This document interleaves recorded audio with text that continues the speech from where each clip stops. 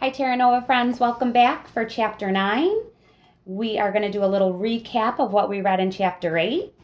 Opal decided that Winn-Dixie needed a nice new collar because Winn-Dixie is starting to grow some fur on his bald spots. He's starting to look healthy and is losing his limp.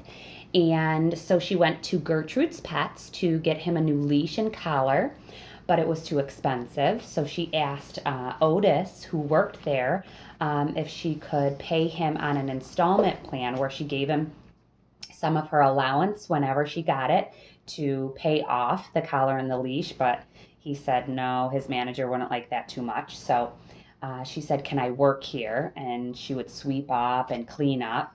And Otis was a little unsure, and he decided sure because when Winn-Dixie came in, when Opal introduced Winn-Dixie to Otis, Winn-Dixie and the parrot, Gertrude, hit it right off. Gertrude flew onto Winn-Dixie's head, and they immediately hit it right off. They got along, and Otis said right away, you're hired. And then on her way home, she ran into Sweetie Pie Thomas, and Sweetie Pie invited her to her birthday party. And Opal said, why, sure, I would love to go. And she had made another new friend, and she was feeling super great about that and not so lonely at all anymore. She had Miss Franny, she had Winn-Dixie, and now she had Sweetie Pie Thomas. So let's see, is she going to meet anybody else? Chapter 9. Let's hit it. Just about everything that happened to me that summer happened because of Winn-Dixie. For instance, without him, I would never have met Gloria Dump. He was the one who introduced us. What happened was this. I was riding my bike home from Gertrude's Pets, and Winn-Dixie was running along beside me. We went past Dunlap and Stevie Dewberry's house, and when Dunlap and Stevie saw me, they got on their bikes and started following me. They wouldn't ride with me. They just rode behind me and whispered things that I couldn't hear. Neither one of them had any hair on his head because their mama shaved their heads every week during the summer because of the one time Dunlap got fleas in his hair from their cat, Sadie. Just turn up the light. I'm having trouble. He got fleas in his hair from their cat, Sadie. And now they looked like two identical bald-headed babies, even though they weren't twins. Dunlap was 10 years old, like me, and Stevie was 9 and tall for his age. I can hear you, I hollered back at them. I can hear what you're saying, but I couldn't. Winn-Dixie started to race way ahead of me. You better watch out, Dunlap hollered. That dog is headed right for the witch's house. Winn-Dixie, I called, but he kept on going faster and hopped a gate and went into the most overgrown jungle of a yard that I had ever seen. You better go get your dog out of there, Dunlap said. The witch will eat that dog, Stevie said. Be quiet, I told them. I got off my bike and went up to the gate and hollered, Winn-Dixie, you better come on out of there. But he didn't. She's probably eating him right now, Stevie said. He and Dunlap were standing behind me. She eats dogs all the time. Get lost, you bald-headed babies, I said. Hey, Dunlap said. That ain't a very nice way for a preacher's daughter to talk. He and Stevie backed up a little. I stood there and thought for a minute. I finally decided that I was more afraid of losing Winn-Dixie than I was of having to deal with a dog-eating witch. So I went through the gate and into the yard. That witch is going to eat that dog for dinner, and you for dessert, Stevie said. We'll tell the preacher what happened to you, Dunlap shouted after me. By then I was deep in the jungle. There was every kind of thing growing everywhere. There were flowers and vegetables and trees and vines. Winn-Dixie, I said. Hey, hey, hey, I heard. This dog sure likes to eat. I went around a really big tree all covered in moss, and there was Winn-Dixie. He was eating something right out of the witch's hand. She looked up at me. This dog sure likes peanut butter, she said. You can always trust a dog that likes peanut butter. She was old with crinkly brown skin. She had on a big floppy hat with flowers all over it. And she didn't have any teeth, but she didn't look like a witch. She looked nice, and Winn-Dixie liked her. I could tell. "I'm sorry he got in your garden," I said. "You ain't got to be sorry," she said. "I enjoy a little company." "My name's Opal," I told her. "My name's Gloria Dump," she said. "Ain't that a terrible last name? Dump?" "My last name is Baloney," I said.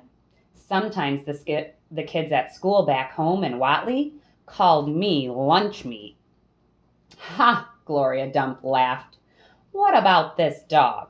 What you call him?" "Winn-Dixie," I said. Winn-Dixie thumped his tail on the ground. He tried smiling, but it was hard with his mouth all full of peanut butter. "Winn-Dixie?" Gloria Dump said. "You mean like the grocery store?" "Yes, ma'am," I said. "Ooh-wee," she said. "That takes the strange name prize, don't it?" "Yes, ma'am," I said. "I was fixin' to make myself a peanut butter sandwich," she said. "You want one too?" "All right," I said. "Yes, please." "Go on and sit down," she said, pointing at a lawn chair with the back all busted out of it. "But sit down careful." I sat down careful, and Gloria Dump made me a peanut butter sandwich on white bread.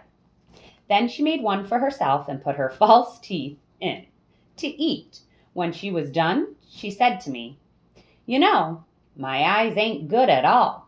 I can't see nothing but the general shape of things. So I got to rely on my heart. Why don't you go on and tell me everything about yourself, so I can see you with my heart?" And because Winn-Dixie was looking up at her like she was the best thing he had ever seen, and because the peanut butter sandwich had been so good, and because I had been waiting for a long time to tell some person everything about me, I did. Chapter 10. Let's do it. I told Gloria Dump everything. I told Gloria Dump everything. I told her how me and the preacher had just moved to Naomi and how I had to leave all my friends behind. I told her about my mama leaving. I listed out the 10 things that I knew about her. And I explained that here in Naomi, I missed Mama more than I ever had in Whatley. I told her about the preacher being like a turtle, hiding all the time inside his shell.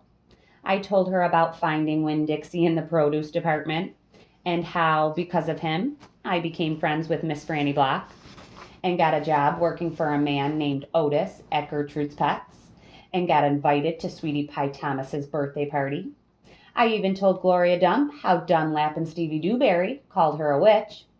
But I told her they were stupid and mean, bald-headed boys, and I didn't believe them, not for long anyhow. And the whole time I was talking, Gloria Dump was listening. She was nodding her head and smiling and frowning and saying, "Is that right?" I could feel her listening with all her heart, and it felt good. "You know what?" she said when I was all done. "What?" "Could be that you got more of your mama in you than just red hair and freckles and running fast." "Really?" I said. "Like what?" "Like maybe you got her green thumb. The two of us could plant something and see how it grows. Test your thumb out."